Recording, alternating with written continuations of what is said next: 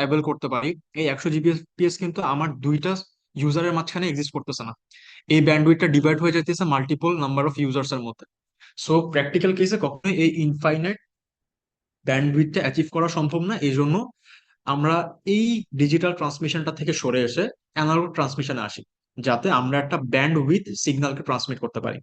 যেমন একটা analogue signal যদি দেখি, একটা অ্যানালগ সিগন্যাল দেখতে এমন হয়। এই সিগন্যালের মধ্যে কতগুলো ফ্রিকোয়েন্সি এক্সিস্ট করতেছে কেউ বলতে পারবো?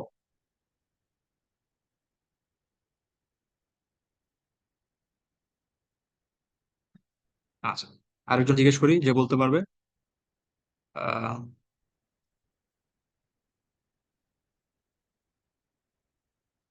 22 ব্যাচের রোল 111, সাদিয়া।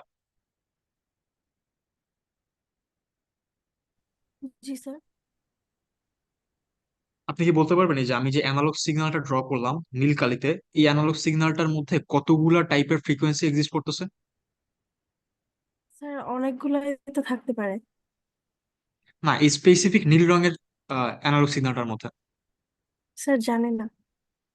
আচ্ছা, এইরকম সিগন্যালের মধ্যে একটা সিঙ্গেল ফ্রিকোয়েন্সি এক্সিস্ট করবে, কারণ এটা হচ্ছে একটা সাইনোসয়েডাল ওয়েভ। তো সাইনোসয়েডাল ওয়েভের সবসময় ফ্রিকোয়েন্সিটা ফিক্স থাকে, ব্যান্ড লিমিটেড থাকে। এই জন্য যেহেতু ফ্রিকোয়েন্সিটা ফিক্সড, আমি জানি আমার মিডিয়ামের ব্যান্ডউইথটা কত করা লাগবে। আমি যখন আমার নেটওয়ার্কটা ডিজাইন করব, তখন আমি স্পেসিফিক ব্যান্ডউইথের জন্যই এই নেটওয়ার্কটাকে ডিজাইন করব। তার জন্য করেসপন্ডিং কেবল অথবা মিডিয়ামকে ইনকর্পোরেট করতে পারি। তো সেই ক্ষেত্রে দেখা যাবে যে আমার জিনিসটা কস্ট ইফেক্টিভ হচ্ছে, প্লাস প্র্যাকটিক্যালি আমি যেভাবে চিন্তা করতেছি আমি সেই ব্যান্ডউইথটাই অ্যাভেল করতে পারতেছি। এই জন্যই মূলত আমরা ব্যান্ড ডিজিটাল সিগন্যাল থেকে সরে এসে অ্যানালগ সিগন্যালের ট্রান্সমিশনটা প্রেফার করি কিছু কিছু ক্ষেত্রে। এখন এত যে কথা বললাম থিওরিটিক্যাল কোডে না গিয়ে, এগুলা বলার কারণ কি? বলার কারণ হচ্ছে আপনাদের কুইজ বলে একটা পরীক্ষা হবে, হোপফুলি 13th উইকে অথবা 14th উইকে অথবা অনলাইনের পরে। সো কুইজের পার্সেন্টেজ হচ্ছে অলমোস্ট 20 to 25, 30-40টার মতো কোশ্চেন থাকবে। সেইখানে এই কোশ্চেন গুলাই হচ্ছে আমি আপনাকে জিজ্ঞেস করবো। আর এই চ্যাপ্টারের কোশ্চেন আসার চান্সেস কুইজে অলমোস্ট 30%। 100টা যদি কোশ্চেন থাকে তার মধ্যে 30টা কোশ্চেনই এই চ্যাপ্টার থেকে করবো। সো এই জন্য এই থিওরি গুলো একটু ভালো মতো মনে রাখতে হবে। যদি কিছু নোট ডাউন করতে হয় অবশ্যই নোট ডাউন করতে হবে। So digital to analogue signal convert করার জন্য আমার কারণটা হচ্ছে দুইটা। একটা হচ্ছে ডাটা ট্রান্সমিট করা কস্ট ইফেক্টিভলি, আর একটা হচ্ছে ডিজিটাল সিগন্যাল যেটা আইডিয়াল কেসে ইনফাইনাইট ব্যান্ডউইথ দেওয়ার কথা, বাট প্র্যাকটিক্যাল কেসে দেয় না। এই লিমিটেশনটা থেকে সরে আসার জন্য আমরা ডিজিটাল টু অ্যানালগ কনভার্সনটা করে থাকি। আচ্ছা, এখন আমি যখন ডিজিটাল টু অ্যানালগ কনভার্সন করব, আমি সাপোজ একটা ডিজিটাল ডাটা চিন্তা করি। এই ডিজিটাল ডাটাটা এইখানে আমার যে ভ্যালুগুলো আছে সেটা হচ্ছে এইখানে 0, এইখানে 1, তারপরে হচ্ছে 0, 0, 1, 0, 1, 0।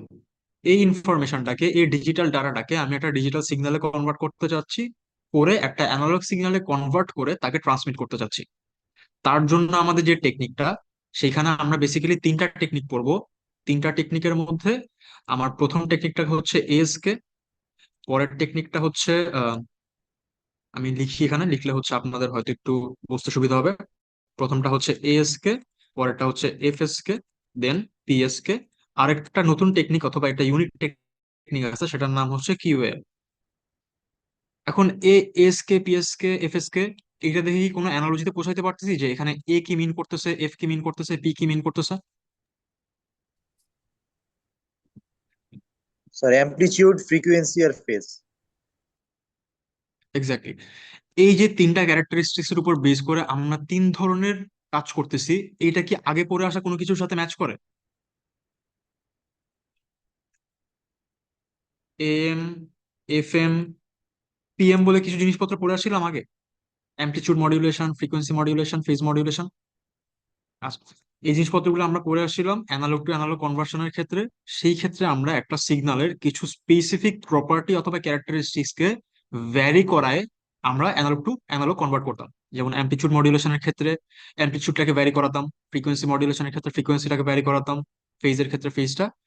এই ক্ষেত্রেও ডিজিটাল টু অ্যানালগ সিগন্যাল কনভার্টের ক্ষেত্রেও আমরা এই তিনটা ক্যারেক্টারিস্টিক্সকেই ভ্যারি করায় এই কাজটা করব। আর এই কাজটাকে আমরা শিফট কিং টেকনিকের মাধ্যমে করব। সো জিনিসটা যেটা হচ্ছে অ্যামপ্লিটিউড শিফট কিং, এটা হচ্ছে এই প্রসেসটার নাম। পরেরটা হবে ফ্রিকোয়েন্সি শিফট কিং, পরেরটা হবে ফেজ শিফট কিং। বুঝা গেছে? আচ্ছা, আর লাস্ট যে টেকনিকটা ইউনিট টেকনিক বললাম, এটা হচ্ছে কিউএম অথবা কোয়াড্রেচার অ্যামপ্লিটিউড মডিউলেশন। এই কিউএম মূলত এএসকে প্লাস পিএসকে এর কম্বিনেশন। আমরা এই তিনটা টেকনিক, এএসকে, এফএসকে, পিএসকে, এই তিনটা টেকনিক হচ্ছে আমরা ল্যাবে দেখবো আজকে, হ্যান্ডস অন কোড করব। এই জিনিসটা সম্ভবত আমরা থিওরি ক্লাসে পড়ে আসছি, এটা হচ্ছে আমরা হ্যান্ডস অন কোডিং করবো না, জাস্ট থিওরিক্যাল নলেজটা থাকলেই হবে। এখন কেউ একজন কি আমাকে বলতে পারবেন অ্যামপ্লিটিউড মডিউলেশনে আমার কোন কোন জিনিসপত্রগুলো লাগতো মডিউলেশন করার জন্য?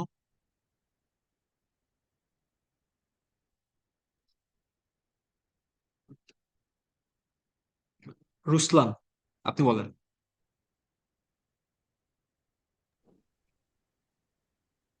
স্যার সিগন্যাল লাগতো, মেসেজ ক্যারিয়ার। এক্স্যাক্টলি। আমার যেটা বললেন এই দুটা জিনিসই লাগতো। একটা হচ্ছে আমার মেসেজ সিগন্যাল লাগতো, যেটাকে আমরা ডাটা সিগন্যাল বলতাম, দেখতে এমন হইতো, একটু কম ফ্রিকোয়েন্সির। আর একটা আমার ক্যারিয়ার সিগন্যাল লাগতো, যেটা একটু বেশি ফ্রিকোয়েন্সি সিগন্যাল হইতো, যেটা দেখতে এমন কিছু হইতো অথবা এমন কিছু ছিল। সো এটার উপর বেস করে আমরা যে মডিউলেটেড সিগন্যালটা বানাতাম, সেই মডিউলেটেড সিগন্যালটা দেখতে কাইন্ড অফ এমন হইতো, যেখানে আমার টাইমের এগেনস্টে অ্যামপ্লিটিউডটা ভ্যারি করে। প্রথমে কিছু টাইম অ্যামপ্লিটিউডটা ছোট, এরপরে কিছু টাইম অ্যামপ্লিটিউডটা বড় হচ্ছে, এরপরে আবার এসে অ্যামপ্লিটিউডটা ছোট হওয়া শুরু করছে। বেসিক্যালি এমন কেন হচ্ছে? কারণ আমার এই যে মেসেজ সিগন্যালের যে এনভেলপটা অথবা প্যাটার্নটা, এই প্যাটার্নটা সে ক্যারিয়ার সিগন্যালের ইনফরমেশন দিয়ে কোনো না কোনো ভাবে নিয়ে আসতেছে। যেমন আমি যদি এখানে একটা এনভেলপ আঁকি, তাহলে দেখবেন যে আমার আলটিমেটলি ক্যারিয়ার সিগন্যালের অ্যামপ্লিটিউডটা ভ্যারি করায় আমি মেসেজ সিগন্যালটাকে বানানোর চেষ্টা করতেছি। সো অ্যামপ্লিটিউড মডুলেশনে যেটা হয়, আমার মেসেজ সিগন্যালটার ইনফরমেশনের উপর বেস করে ক্যারিয়ার সিগন্যালটার ইনফরমেশনটাকে মডিফাই করা হয়, করে এই মডিউলেটেড সিগন্যালটা বানানো হয়, যেটার মধ্যে আমার মেসেজ সিগন্যালটার প্যাটার্ন এক্সিস্ট করে। সো সেম প্রসেসেই আমরা এএসকে এর কাজটা করব। আচ্ছা, এখন এএসকে এর মধ্যে, জাস্ট এএসকে তে যাওয়ার আগে এএম এর মধ্যে একটু চিন্তা করেন, এই অ্যামপ্লিটিউডটা ভ্যারি করতেছে, কোন রেঞ্জে ভ্যারি করতেছে সেটা কি আমরা বলতে পারি?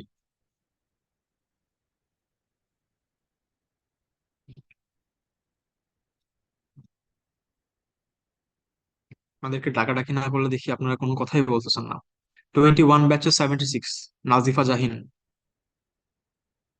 স্যার, বলেন। এই যে অ্যামপ্লিটিউডটা ভ্যারি করতেছে আমার মডুলেটেড সিগন্যালটার ক্ষেত্রে, এই অ্যামপ্লিটিউডটা কোন রেঞ্জে ভ্যারি করতেছে এটা কি আমরা বলতে পারবো?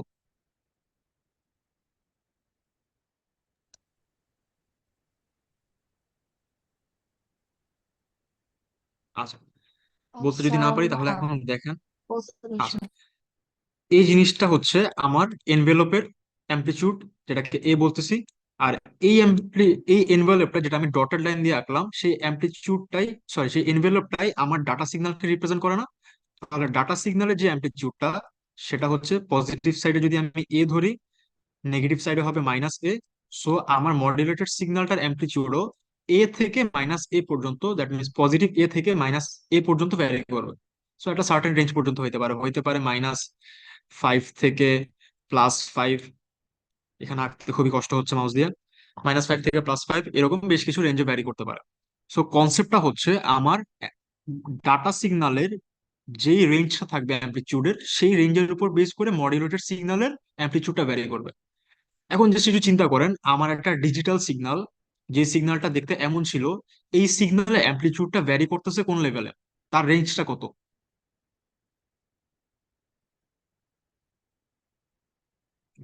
যাকে জিজ্ঞেস করলাম সে আবার বলেন। 21 ব্যাচে 76। আমার ডিজিটাল সিগন্যালের অ্যামপ্লিটিউডটা কোন রেঞ্জে অথবা কোন অ্যামপ্লিটিউড লেভেলে ভ্যারি করতেছে, তার মধ্যে -5 থেকে 5 পর্যন্ত, -10 থেকে 10 পর্যন্ত, -1 থেকে 1 পর্যন্ত, এরকম কোন রেঞ্জে ভ্যালুগুলো অ্যামপ্লিটিউড গুলো এক্সিস্ট করতেছে? স্যার, -5 থেকে 5 এর মধ্যে কি? আচ্ছা, -5 থেকে 5 এর মধ্যে না? হ্যাঁ, কেউ কি বলবেন? স্যার -1 তো থেকে 5 1 থেকে 0। আচ্ছা, 5 থেকে 0 না। জিনিসটা হচ্ছে আমার দুইটা ডিসক্রিট ভ্যালুর মধ্যে সেটা হইতে পারে 5, হইতে পারে 0। দেখেন, আর এই ক্ষেত্রে যেটা করছি আমি, এই ক্ষেত্রে করছি 1 আর 0। আমার যেই পজিটিভ বিট গুলো থাকবে, দ্যাট মিনস লজিক ওয়ানের জন্য আমার ভ্যালুটা ওয়ানে আসতেছে, আর লজিক জিরোর জন্য অ্যাম্পলিটিউড জিরোতে আসতেছে। তাহলে এখানে অ্যাকচুয়ালি রেঞ্জ বলে কিছু এক্সিস্ট করবে না, ইদ রেদার এখানে দুইটা ডিসক্রিট ভ্যালু এক্সিস্ট করবে। একটা হচ্ছে 1 ভোল্টেজ অথবা +1, আর একটা হচ্ছে 0 ভোল্টেজ অথবা এই জিরো লেভেলটা।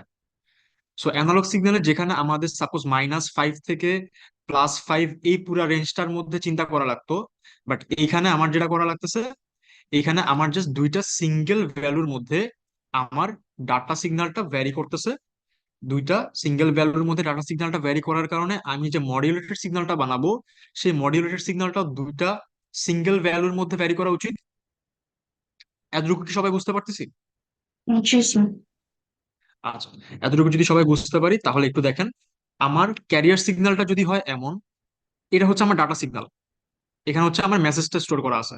আমার ক্যারিয়ার সিগন্যালটা হচ্ছে এমন, যেটা হচ্ছে একটা analogue signal with high frequency, দেখতে এমন হবে। এখন এই দুইটা সিগন্যালকে আমি কম্বাইন করে যদি আমার মডিউলেটেড সিগন্যালটা বানাতে চাই, মডিউলেটেড সিগন্যালটা কিরকম হবে একটু কে বলেন?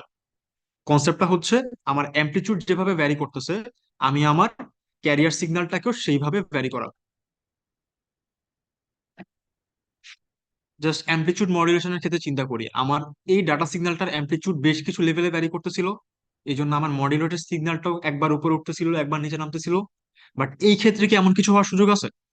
এই ক্ষেত্রে আমার ভ্যালুগুলা ইদার 0 অথবা 1। তার মানে আমি যখন এই ক্যারিয়ার সিগন্যালটাকে এই ডাটা সিগন্যালের সাথে অ্যাড আপ করবো, তখন আমার মডুলেটেড সিগন্যালে ইদার ফ্রিকোয়েন্সি থাকবে, সরি, 0-র জন্য ফ্রিকোয়েন্সি থাকবে না, 1-এর জন্য ফ্রিকোয়েন্সি থাকবে। দেন আবার যখন আমি 0 পাচ্ছি, আবার ফ্ল্যাট লাইন। আবার যখন আমি 1 পাচ্ছি, তখন আবার ফ্রিকোয়েন্সি থাকছে। বুঝতে কি পারতেছি কনসেপ্টটা? Yes, sir. আর এখানে অ্যামপ্লিটিউডটা ফিক্সড লেভেলের অ্যামপ্লিটিউড হবে, সাপোজ হইতে পারে -5, -10, এমন ফিক্সড লেভেল, যেটাকে আমরা ধরে নিতে পারি, সরি মাইনাস না প্লাস, যেটাকে আমরা ধরে নিতে পারি অ্যামপ্লিটিউড উপরের দিকে এ আর নিচের দিকে -, এমন কিছু একটা। সো আমার অ্যানালগ টু অ্যানালগ কনভার্সনে যে জিনিসটা ভ্যারি করতো থ্রু আউট দ্য টাইম, এখানেও ভ্যারি করবে, বাট এখানে দুইটা ডিসক্রিট লেভেলের মধ্যে ভ্যারি করবে। একটা ডিসক্রিট লেভেল হচ্ছে 0, আর একটা ডিসক্রিট লেভেল হচ্ছে এই অ্যামপ্লিটিউডটা। আচ্ছা, এগুলার উপর বেস করে আমি যদি আমার অ্যামপ্লিটিউড মডুলেশনটা করি, অ্যামপ্লিটিউড মডুলেশনটা দেখতে এরকম হবে। সাপোজ এতটুকু পোর্শন আমি পাচ্ছি হচ্ছে পজিটিভ ভ্যালুর জন্য অথবা 1-এর জন্য, এতটুকু 0-র জন্য, দেন আবার এতটুকু হচ্ছে 1-এর জন্য, এতটুকু 0-র জন্য, এতটুকু 1-এর জন্য, এইভাবে করে জিনিসটা চলতে থাকবে। হোপফুলি এখান থেকে বোঝা উচিত। এখন কেউ স্যার, একজন আমাকে বলেন। হ্যাঁ, স্যার 0 থেকে 5 অথবা -5 থেকে +5, এটা মানে ইন বিটুইন ভ্যালুস তো থাকে তাই না? মানে 0, 1, 2, 3, 4 এরকমও, বাট এখানে জাস্ট 0 আর 1 এরকম কি?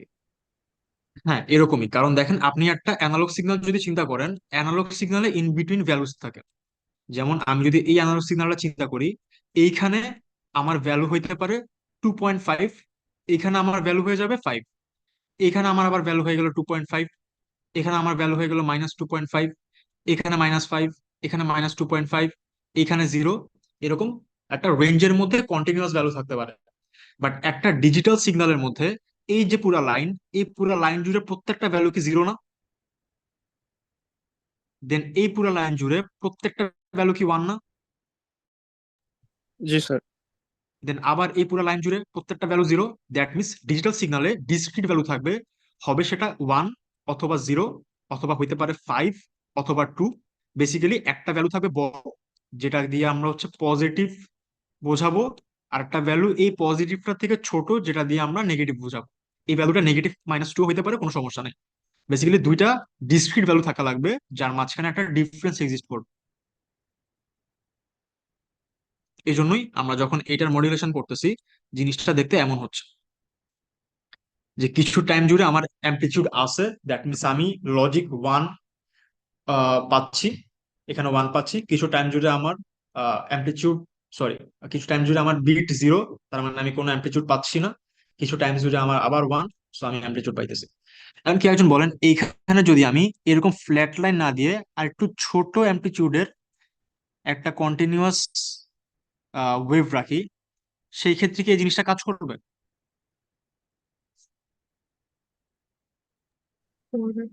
না। কেন কাজ করবে না, কেন মনে হলো?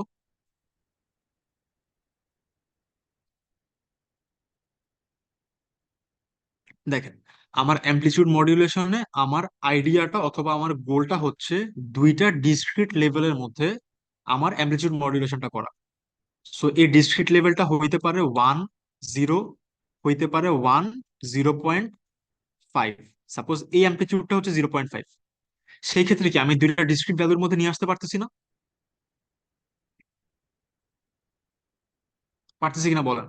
সেই ক্ষেত্রে এগুলো ফ্ল্যাট লাইন থাকবে না, এগুলো সবগুলো 0.5 অ্যামপ্লিটিউডের ওয়েভ হয়ে যাবে। বেসিক্যালি দুইটা ডিসক্রিট অ্যামপ্লিটিউডের ওয়েভ আমার লাগবে, যেখানে একটা ডিসক্রিট ভ্যালু রিপ্রেজেন্ট করবে লজিক্যাল বিট 1 কে, আর একটা ডিসক্রিট ভ্যালু রিপ্রেজেন্ট করবে লজিক্যাল বিট 0 কে।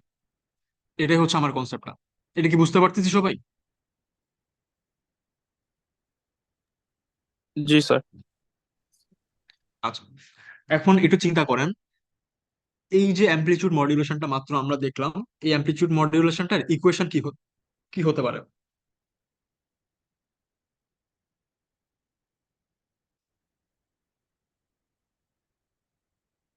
আমরা সরি, অ্যামপ্লিটিউড মডিউলেশন না, অ্যামপ্লিটিউড শিফটিং।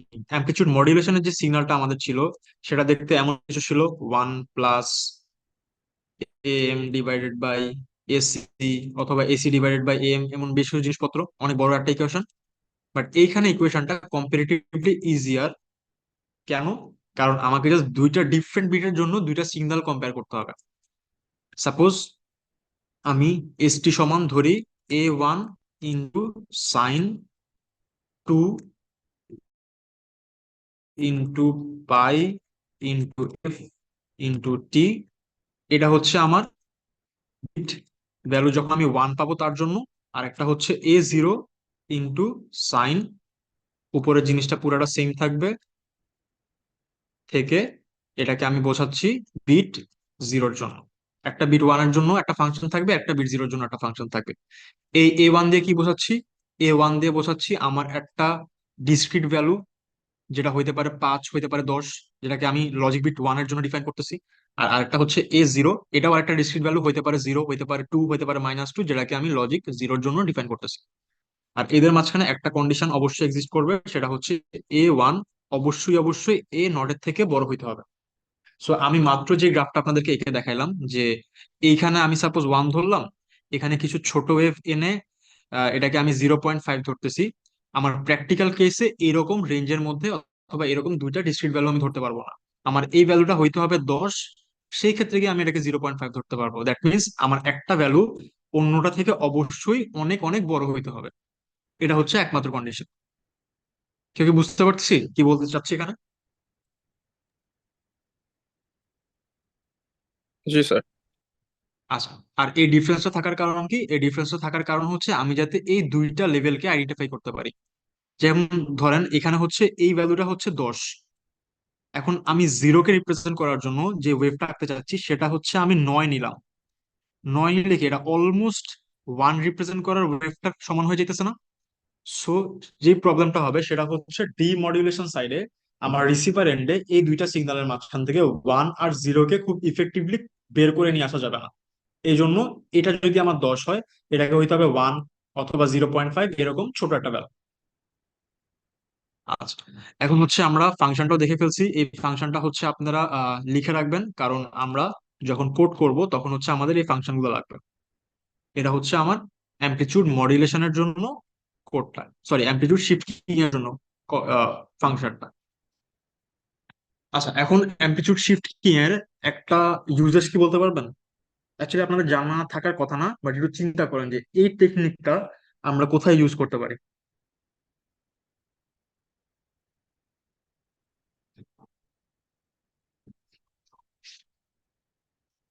আচ্ছা, এটা বলবেন হচ্ছে ফ্লাইং অফিসার শাহরিয়ার।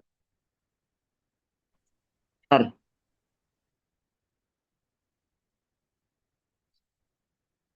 মাইকটা অন করে কিছু একটা বলার চেষ্টা করছেন কিন্তু মাইকটা আবার অফ হয়ে গেছে।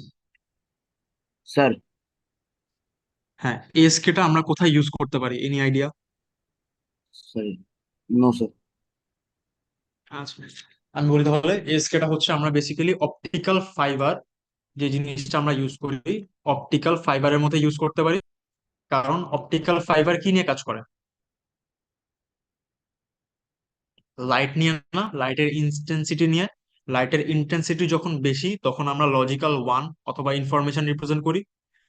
আর লাইটের ইন্টেন্সিটি যখন জিরো তখন হচ্ছে আমরা অন্য যেই পোলটা আছে আমার, যেটা হচ্ছে লজিক জিরো, সে লজিক জিরোটা রিপ্রেজেন্ট করি।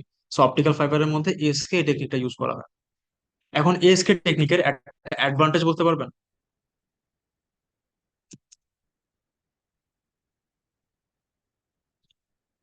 এই অ্যাডভান্টেজটা বলেন হচ্ছে তমাল, আপনি বলেন।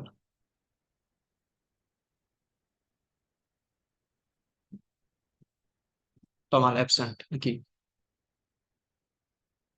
হুম, বলেন এএসকে টেকনিকটার একটা অ্যাডভান্টেজ কি হতে পারে?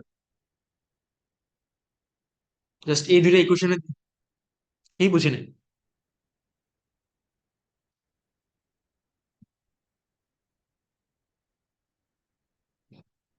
আচ্ছা, আপনি কি বলতে চাইতেছেন আমি ঠিক বুঝতেছি না, আর আমি বলি সলিউশনটা কি। এই দুইটা ইকুয়েশনের যে দিকে যদি খেয়াল করেন তাহলে দেখেন খুবই ইজি ইকুয়েশন।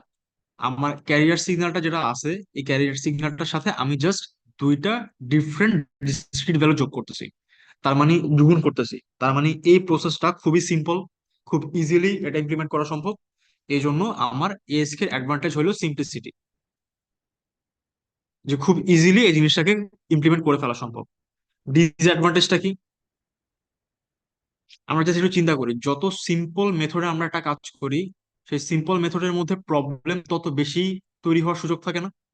এই জন্যই তো আমরা বেশ কিছু সিম্পল মেথড থেকে সরে সরে আস্তে আস্তে কমপ্লেক্স মেথডের দিকে আগাই। সো দেখেন, এই যে জিনিসটা, এটার মধ্যে আমার যদি একটা নয়েজ অকার করে, এই জিরো জায়গাটার মধ্যে নয়েজ অকার করে এরকম একটা পিক চলে আসছে, তাহলে রিসিভার এন্ডে যে জিনিসটা হবে, রিসিভার এন্ডে ইনফরমেশনটা এইভাবে রিসিভ হবে যে এতটুকু পোর্শন ওয়ান, মাঝখানে একটা জিরো, এরপর একটা ওয়ান আসছে, এরপরে আরেকটা জিরো, এরপরে দুইটা ওয়ান, এরপরে জিরো, এভাবে চলতে থাকে। বাট মাঝখানের যে এই ওয়ানটা, এই ওয়ানটা কি অ্যাকচুয়ালি এক্সিস্ট করার কথা? এটা তো হচ্ছে আমার নয়েজ, তাই না? সো যত সিম্পল মেথড, তত সিম্পল মেথডের মধ্যে আমার এরর হওয়ার চান্সেসও বেশি। সো আমার এসকে জিনিসটা নয়েজ দিয়ে খুব বেশি ইফেক্টেড হয়। এই জন্য এটা হচ্ছে এসকে এর একটা ডিসঅ্যাডভান্টেজ। সো ডিসঅ্যাডভান্টেজটা হইলো, ডিসঅ্যাডভান্টেজ হলো নয়েজ দিয়ে এফেক্টেড হয় বেশি। আচ্ছা, এটা গেল হচ্ছে আমার অ্যামপ্লিটিউড শিফটিং। এখন কেউ একজন বলেন আমার ফ্রিকোয়েন্সি শিফটিংটা কিভাবে কাজ করবে। জাস্ট এই অ্যামপ্লিটিউড শিফটিংটা যদি আপনারা আপনাদের আগে করে আসা অ্যামপ্লিটিউড মডিউলেশনের সাথে কম্পেয়ার করতে পারেন, তাহলে এফএসকেটাও আপনারা ইয়ার সাথে কম্পেয়ার করতে পারবেন, আপনার আগে পড়ে আসা এফএম এর সাথে কম্পেয়ার করতে পারবেন। এফএম এ কিভাবে কাজ করতেন এটা জাস্ট একটু মনে করার চেষ্টা করা।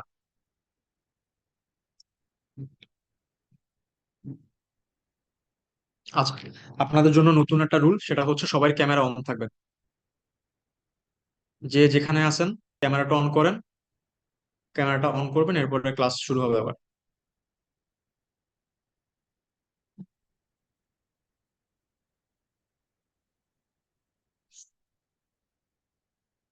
ইন দ্য মিন টাইম আমি অ্যাটেন্ডেন্সটা নিয়ে ফেলি, যাতে আমি বুঝতে পারি যে কারা কারা আছে।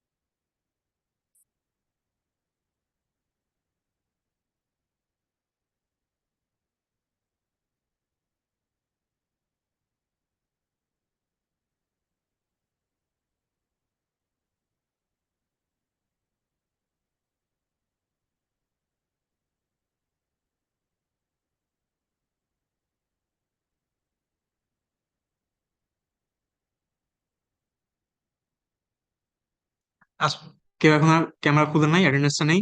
যাদের ক্যামেরা দেখতে পাবো না তারা অ্যাবসেন্ট। আপনারা হচ্ছেন সেকশন বি এর second group.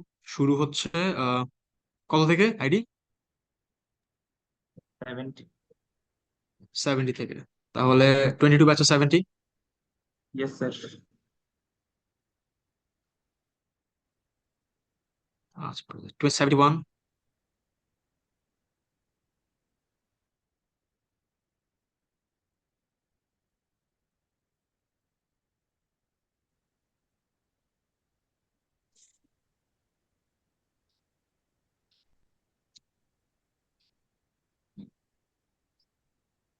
Am I audible? Yes, sir. Yes, sir. আচ্ছা, 22 ব্যাচে 74 পর্যন্ত আসছিলাম। 74 কি প্রেজেন্ট? জি স্যার প্রেজেন্ট। Sir, 72 আচ্ছা present. আচ্ছা, 72 প্রেজেন্ট। 75।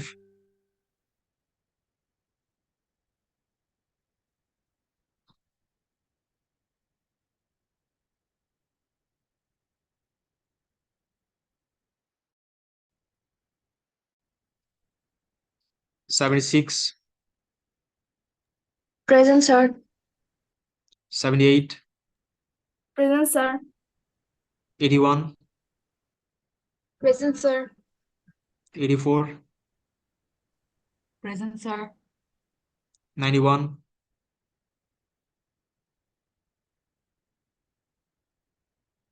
Present, sir. 93।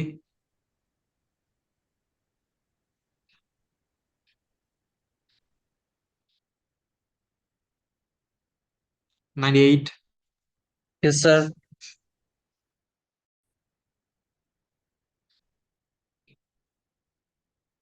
98 কি অ্যাবসেন্ট? কোনো কথা শুনতে পাচ্ছি Yes, না। sir. Present আছে, sir. Present আছে। 99। Present, sir.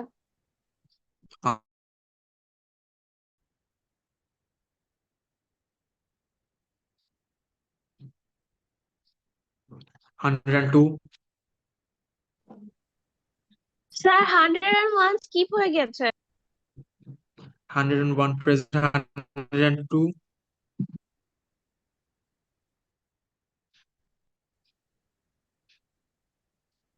Sir, 101 কিন্তু অ্যাবসেন্ট। present. 101 প্রেজেন্ট দিয়েছি। 102 absent. 103। Present sir. 105। 111। Present, sir. 112। Present, sir. 114। Present sir.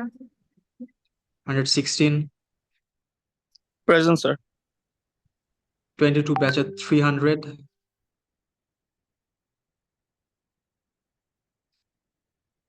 Abrar ইবতেসাম খান Sir, absent. present, sir. Sir, present, present. 301। Present, sir. 302। Present, sir. Sir, 300 sir present দিয়েছি sir, mic ভুলে of ছিল sir, camera on ছিল।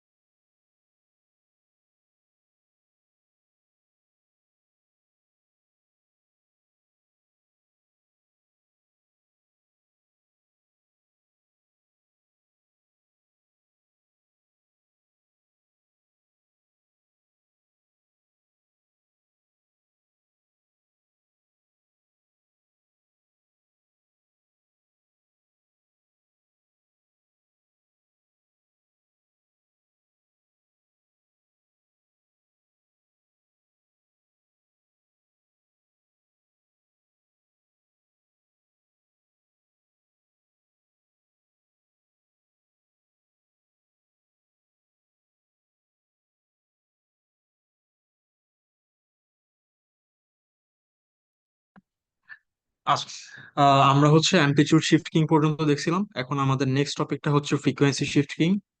এই জিনিসটার জন্য আমি আর details আপনাদেরকে কিছু বলবো না, অ্যাজ আপনাদের ক্লাস করার খুব একটা ইন্টারেস্ট আছে বলে মনে হচ্ছে না। জাস্ট ইকুয়েশন গুলো কেউ বলে যেতে পারবেন? এইটা থেকে জাস্ট দেখেন যে এখানে কি কি চেঞ্জ হওয়া উচিত, সেই জিনিসপত্রগুলো একটু বলেন। কোথায় কোথায় চেঞ্জেস আসতে পারে ফ্রিকোয়েন্সি শিফটিং এর, ইভেন দো এইটা হচ্ছে অ্যামপ্লিটিউড শিফটিং এর ফাংশন ছিল। ফ্রিকোয়েন্সি দুটো চেঞ্জ হবে, একটা F1 আর একটা ফ্রিকোয়েন্সি ভ্যালুগুলো আচ্ছা, চেঞ্জ করে দিই। এক্স্যাক্টলি, একটা ফ্রিকোয়েন্সি হবে F1 আর একটা ফ্রিকোয়েন্সি F0 ধরতে পারি, বাট অ্যামপ্লিটিউডটা কি A1 A0 এমনই থাকবে? অ্যামপ্লিটিউড সেম হবে। মাইনাস হবে। অ্যামপ্লিটিউড সেমই থাকবে, কারণ আমরা ফ্রিকোয়েন্সি মডিউলেশনে যেমন দেখে আসছিলাম যে আমার একটা সিঙ্গেল প্রপার্টি ভ্যারি করে থ্রু আউট দ্য টাইম, বাকি যে দুইটা প্রপার্টি অ্যামপ্লিটিউড এবং ফেজ সেগুলো আবার ফিক্স থাকে। সো এই ক্ষেত্রে হচ্ছে জিনিসটা এমন হবে যে আমার একটা ফ্রিকোয়েন্সি আমি ধরে নিলাম F1 ফর বিট 1 এর জন্য, আর একটা ফ্রিকোয়েন্সি F0 ফর বিট 0। আর এই ক্ষেত্রে হচ্ছে এরকম কোনো কন্ডিশন অ্যাকচুয়ালি এক্সিস্ট করবে না, ওয়েদার যে কন্ডিশনটা F1 F0 থেকে বড় হইতে হবে, বাট অনেক বড় যে হওয়া লাগবে এমন না। F1 গ্রেটার দেন F0 হইলেই হবে, F1 গ্রেটার গ্রেটার F0 হওয়া লাগবে না। আচ্ছা, এরপরে আসতেছে হচ্ছে এইটার ইউজেজ, অ্যাডভান্টেজ আর হচ্ছে ডিসঅ্যাডভান্টেজ গুলা কি কি। সো ফ্রিকোয়েন্সি শিফটিং এর প্রথম ইউজেসটা এটা আপনাদের পারা উচিত, কেউ বলতে পারবেন কি?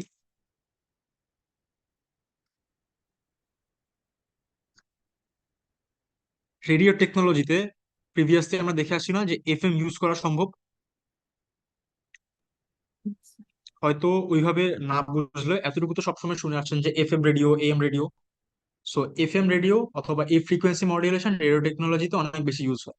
বাট কোন ক্ষেত্রে ইউজ হয়? যখন রেডিওতে আমার বলা কথা, আমার মাইকে বলা কথা যেটা একটা অ্যানালগ সিগন্যাল, সেই অ্যানালগ সিগন্যালটা রেডিওতে ট্রান্সমিটেবল আরেকটা অ্যানালগ সিগন্যালে কনভার্ট করা লাগে। বাট এই ক্ষেত্রে আমরা করতেছি কি, এই ক্ষেত্রে আমরা শিফট কিং দিয়ে একটা ডিজিটাল সিগন্যালকে অ্যানালগ সিগন্যালে কনভার্ট করতেছি। তাহলে রেডিও টেকনোলজিতে এফএসকে টা কোথায় হবে? যখন একটা ডিজিটাল সিগন্যালকে আমার রেডিও উপযোগী করে অ্যানালগে কনভার্ট করা লাগবে। বাট রেডিও স্ট্যান্ডার্ড এমন কিছু। অ্যাডভান্টেজ কি? অ্যাডভান্টেজ হচ্ছে আগেরটা যেমন আমার নয়েজ দিয়ে খুব ইফেক্টেড হইতো, এই জিনিসটা নয়েজ দিয়ে এতটা এফেক্টেড হবে না। Not affected, not affected by noise. হয়তো নয়েজ দিয়ে এফেক্টেড হবে, বাট অ্যামপ্লিটিউড মডিউলেশন, আমার অ্যামপ্লিটিউড শিফটিং আমার নয়েজ দিয়ে যতটা এফেক্টেড হইতো যে একটা ছোট পিকের জন্য আমার পুরো ডাটাটাই চেঞ্জ হয়ে যাইতো, এই ক্ষেত্রে সেটা হওয়ার সুযোগ নেই। তো এটা হচ্ছে এটার একটা অ্যাডভান্টেজ। আর ডিসঅ্যাডভান্টেজটা কি? আমরা এখানে কয় ধরনের ফ্রিকোয়েন্সি ইউজ করতেছি? দুই ধরনের। তাহলে আমার ব্যান্ডউইথটা প্রিভিয়াস অ্যামপ্লিটিউড শিফটিং এর জন্য যে ব্যান্ডউইথটা ছিল তার থেকে ডাবল হয়ে যাওয়া উচিত। এই যে স্টেটমেন্ট আমি মাত্র বললাম, এটা কি কেউ বুঝতে পারতেছি? Yes sir. আচ্ছা, যে বলে নিয়ে স্যার একটু বলেন কিভাবে বুঝছেন। স্যার ওখানে হাইস্ট মাইনাস 0 হচ্ছিল আর এখানে হাইস্ট মাইনাস মানে আরেকটা ফ্রিকোয়েন্সি। কিন্তু ডিফারেন্সটা কি হচ্ছে, আগেরটা থেকে কম হয়ে যাচ্ছে না? জি স্যার। তাহলে ব্যান্ডউইথটা কম হওয়া উচিত, বাট আমার স্টেটমেন্টটা ছিল ব্যান্ডউইথটা ডাবল হয়ে যাচ্ছে। আচ্ছা, এটা কেন বললাম? সাপোজ আপনারা রাস্তার কথা যদি চিন্তা করেন, সাপোজ বিদেশে একটা রাস্তার কথা চিন্তা করলেন, এই রাস্তায় আপনার হচ্ছে বড় ভেহিকেল চলার জন্য একটা লাইন আছে, সেম ভাবে সাইকেল চলার জন্য একটা সাইকেল লাইন আছে। সো দুই ধরনের ট্রান্সপোর্টেশন অ্যাভেল করার জন্য তাকে যেটা করতে হয়েছে, একটা বড় রাস্তা বানাইতে হয়েছে যেটার মধ্যে দিয়ে দুই ধরনের ট্রান্সপোর্টই চলাচল করতে পারে। সো আপনি যখন এই দুই ধরনের ফ্রিকোয়েন্সি একটা সিঙ্গেল মিডিয়ামের মধ্যে দিয়ে পাঠাচ্ছেন, আপনাকে অতটুকু পরিমাণ ব্যান্ডউইথ অ্যাভেল করতে হবে যে ব্যান্ডউইথের মধ্যে দুইটা ফ্রিকোয়েন্সি নিজস্ব জায়গা নিয়ে যাইতে পারবে, তাদের দুইটার জন্যই ডিফারেন্ট চ্যানেল থাকবে। সো এই ক্ষেত্রে ব্যান্ডউইথটা আমরা যদি F1 - F0 হিসেবে চিন্তা করি, ওইভাবে অ্যাকচুয়ালি বুঝতে পারবো না। রেদার আমাদের বুঝতে হবে যে একটা মিডিয়ামকে আমরা মাল্টিপল চ্যানেলে যখন ভাগ করতেছি, তখন আমার মিডিয়ামটাও আগের মিডিয়ামের থেকে একটু বড় হওয়া উচিত। দ্যাট মিনস একটা রাস্তার মধ্যে যেখানে গাড়ি চলে, সেই রাস্তাটার উইথ যত হবে, যদি আমি একটা সাইকেল লেন অ্যাড করতে চাই, রাস্তাটাকে আরেকটু বাড়াইতে হবে। সেম, আমি যদি একটা সিঙ্গেল ফ্রিকোয়েন্সি পাঠাতে চাই, আমার যে ব্যান্ডউইথে কাজ হচ্ছে একটা সিঙ্গেল চ্যানেলের মধ্যে দিয়ে ডাটা ট্রান্সমিট হচ্ছে, আমি দুইটা ডিফারেন্ট চ্যানেলের মধ্যে দিয়ে দুইটা ডিফারেন্ট ফ্রিকোয়েন্সি পাঠাতে গেলে আমার মিডিয়ামটাও একটু বড় হইতে হবে, দ্যাট মিনস মিডিয়ামটার ব্যান্ডউইথ একটু বেশি হইতে হবে। সো এটার হচ্ছে ব্যান্ডউইথ বেশি রিকোয়ার্ড, সো হচ্ছে ব্যান্ডউইথ ইনক্রিজ না, মোর ব্যান্ডউইথ রিকোয়ার্ড লিখি, মোর ব্যান্ডউইথ রিকোয়ার্ড। আচ্ছা, এটা গেল এফএসকে। এফএসকে ইকুয়েশনটা এমন, সো আমার গ্রাফটা এমন হবে যে আমার লজিক অথবা বিট ওয়ানের জন্য একটা ডেন্স ফ্রিকোয়েন্সির কার্ভ আমি পাবো অথবা ওয়েভ আমি পাবো, বিট জিরোর জন্য একটু কম ডেন্স অথবা লোয়ার ফ্রিকোয়েন্সির আমি ওয়েভ পাবো, দেন আবার বিট ওয়ান, দেন আবার বিট জিরো, এভাবে বোঝাচ্ছে যে বিট ওয়ানের জন্য আমার ফ্রিকোয়েন্সিটা একটু বেশি থাকবে আর বিট জিরোর জন্য আমার ফ্রিকোয়েন্সিটা একটু কম থাকবে। এটা হোপফুলি এই ছবিটা দেখে বুঝতে পারছি। আচ্ছা, এরপরে আসতেছে হচ্ছে আমার পিএসকে। আমি জাস্ট এই পুরো জিনিসটা কপি করি, কপি করে এখানে বসাই। সরি, এটা কপি হয় নাই, এটা কপি করে এখানে বসাই। এখানে হচ্ছে এখন আমরা পিএসকে নিয়ে কাজ করব, যে জিনিসটাকে আমরা কম্পেয়ার করব ফেজ মডিউলেশনের সাথে। সো এখানে বলেন ইকুয়েশন গুলো কিভাবে চেঞ্জ হতে পারে।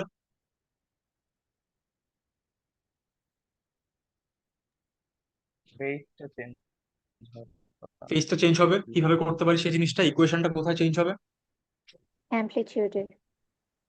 অ্যামপ্লিটিউডে চেঞ্জ হয়ে দুইটা কি সেম থাকবে না ডিফারেন্ট? স্যার সাইন চেঞ্জ হবে। আচ্ছা, সাইন চেঞ্জ হইলো, একটাতে হচ্ছে এটাতে পজিটিভ দিলাম, এটাতে নেগেটিভ, তাই তো বলতে চাচ্ছেন? জি স্যার। আচ্ছা, আর কোনো value A1 A0 F1 F0 এগুলা কি এমনই থাকবে নাকি অন্য কিছু হবে? ফ্রিকোয়েন্সি সেম থাকবে। Frequency same, same. অ্যামপ্লিটিউডও সেম থাকবে।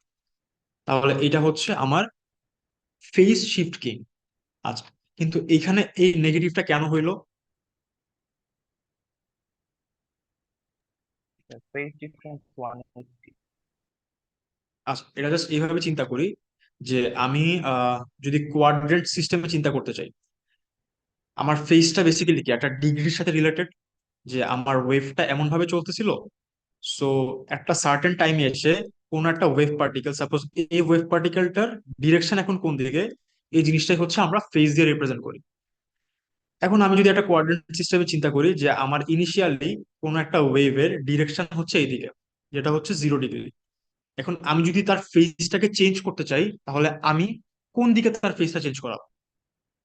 আমি এদিক বরাবর করাইতে পারি চেঞ্জ, এদিক বরাবর চেঞ্জ করাইতে পারি, এদিক বরাবর করাইতে পারি, এদিক বরাবর করাইতে পারি, আমি যে কোনো দিকে করাইতে পারি, বাট কনভেনশন হচ্ছে এই 0 ডিগ্রির অ্যাকচুয়াল রিভার্সটা নেওয়া, সেটা হচ্ছে এই দিক বরাবর, যেটাকে হচ্ছে আমরা পাই দিয়ে রিপ্রেজেন্ট করি, অথবা 180 ডিগ্রি। বুঝতে পারতেছি? আর এই ইকুয়েশনটার মধ্যে আমরা যখন এ সাইন 2π/ft প্লাস 180 ডিগ্রি দিয়ে দিব, তখন এই পুরো জিনিসটার সিম্পলিফাই হয়ে সামনে একটা মাইনাস চলে আসে আর এই জিনিসটা মুছে যায়। এটা হচ্ছে বেসিক, আমরা 11-12-এ হয়তো ট্রাইগোনোমেট্রিতে পড়ে আসছি যে কেন এই জিনিসটা হচ্ছে। সো এটাই হচ্ছে বেসিক্যালি আমার ফেজ শিফট কি। দুইটার মাঝখানে একটা সাইন ডিফারেন্স থাকবে, আর কিছু না, কোনো অ্যামপ্লিটিউড ডিফারেন্স, ফ্রিকোয়েন্সি ডিফারেন্স এমন কিছু করার দরকার নেই। সো এটার ইউজেস হচ্ছে ব্লুটুথ টেকনোলজি। কেন, কিভাবে ব্লুটুথ টেকনোলজিতে ইউজ হয় আপনারা এটা দেখে নেবেন। দেন অ্যাডভান্টেজ হচ্ছে এইটা bandwidth, more bandwidth not required, যেটা হচ্ছে আগেরটার ক্ষেত্রে দরকার ছিল। সো বেসিক্যালি আমরা নতুন নতুন টেকনোলজি অথবা নতুন নতুন অ্যাপ্রোচ বানাচ্ছি, আর প্রত্যেকটার মধ্যে যেই প্রবলেম গুলা, ডিসঅ্যাডভান্টেজ গুলা পাইতেছি, সেটা পরেরটা দিয়ে সলভ করার চেষ্টা করতেছি। আর এইটা ডিসঅ্যাডভান্টেজটা কি হতে পারে?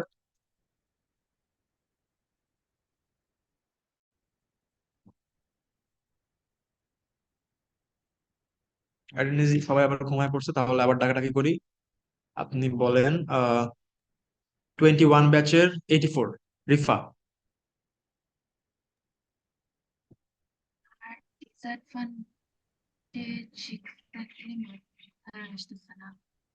আচ্ছা, সো এটা ছবিটা যদি দেখি তাহলে হয়তো ডিসঅ্যাডভান্টেজটা বুঝতে পারবো। দেখেন, ফেজ শিফটিং এর ক্ষেত্রে আমার ওয়েভটা এমন আসতেছে যে একটা সার্টেন টাইম পর্যন্ত, সাপোজ এটা হচ্ছে 1 এর জন্য আমার ওয়েভটা চললো, এইখানে আসার পরে সে যখন জিরো এনকাউন্টার করবে তখন ওয়েভ পার্টিকেলটার ডিরেকশন ছিল আপওয়ার্ডস, বাট জিরো এনকাউন্টার করে সে ডাউনওয়ার্ডস চলে গেছে, দ্যাট মিনস টোটাল রিভার্স সাইডে তার ডিরেকশন চলে গেছে।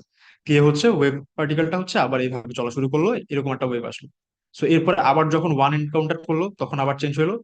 সো বেসিক্যালি যেটা হচ্ছে, আমার ওয়েভ পার্টিকেলের ডিরেকশন যেহেতু চেঞ্জ হচ্ছে, এই ডিরেকশনটা চেঞ্জটা আইডেন্টিফাই করা, অথবা আমার এই ফেজটা ডিগ্রিটা চেঞ্জ হওয়াটা আইডেন্টিফাই করাটা একটু ডিফিকাল্ট ফর দ্য রিসিভারের। সো যেটা হয়, আমার এই জিনিসটা রিসিভার এন্ডে ডিমডুলেটেড করাটা একটু কমপ্লেক্স। সো এই টেকনিকটাকে অথবা এই অ্যাপ্রোচটাকে আমরা বলতেছি এটা একটু কমপ্লেক্স দেন আদার টু টেকনিক্স যেটা আমরা আগে দেখে আসছি। একটা হচ্ছে ফেজ ফ্রিকোয়েন্সি শিফট কিং, আর একটা হচ্ছে অ্যামপ্লিটিউড শিফট কিং। স্যার তাহলে তো কি সবাই কি ফেজ মডুলেশন নয়েজে এফেক্টেড হবে না? নয়েজ দিয়ে এফেক্টেড হবে, but amplitude shift keying, phase modulation না actually, phase shift keying, but amplitude shift keying phase noise দিয়ে যতটা এফেক্টেড হইতো ওই রকম এফেক্টেড হবে না। যেমন আমি যদি এখানে একটু চিন্তা করি, আমার এইখানে মাঝখানে একটা পিক চলে আসা মানে আমার পুরো ডাটা রিপ্রেজেন্টেশনটা চেঞ্জ হয়ে যাওয়া, তাই না? এখানে হওয়ার কথা ছিল জিরো, বাট হয়ে গেছে 0 1 0। কারণ যে কোনো পজিটিভ পিককেই অথবা পজিটিভ ভোল্টেজকেই তো সে হচ্ছে ওয়ান হিসেবে আইডেন্টিফাই করতেছে। বাট আপনি যদি ফ্রিকোয়েন্সি ফেজ শিফটিং এর কথা চিন্তা করেন, এইখানে আমার একটা নয়েজ যদি চলে আসে, সাপোজ এইখানে আরেকটা ইনফরমেশন চলে আসছে, একটা পিক চলে আসছে, সেই ক্ষেত্রে আমার ইনফরমেশনটা কিন্তু অতটা এফেক্টেড হবে না যতটা এফেক্টেড আমার এসকের ওয়েভটা হইতো। বুঝতে কি পারতেছি? এটা হচ্ছে কম্পারেটিভ একটা অ্যানালাইসিস আর কি, যে আমার ওইটা অনেক বেশি এফেক্টেড হইতো, এই জন্য ওইটার জন্য এই এফেক্ট নয়েজটা খুবই বড় একটা ডিসঅ্যাডভান্টেজ। এটার জন্য প্রতিটা সিগন্যালের জন্যই হচ্ছে আমার নয়েজটা ডিসঅ্যাডভান্টেজ, বাট এটার জন্য ওইটার থেকে তুলনামূলকভাবে কম। বুঝতে পেরেছি স্যার, থ্যাংক ইউ। ওকে, এখন এতটুকু যদি বুঝতে পারি, আমাদের থিওরি এতটুকু পর্যন্ত ছিল। এখন হচ্ছে আমরা একটু কোড করব, কোড করে দেখবো যে জিনিসটা কিভাবে কাজ করে। তার আগে আপনারা হচ্ছে এই ইকুয়েশন গুলো একটু খাতায় তুলে নেন, কারণ এই ইকুয়েশন গুলো দেখে অ্যাকচুয়ালি আমাদের গ্রাফ গুলাকে ম্যাটল্যাবে প্লট করতে হবে।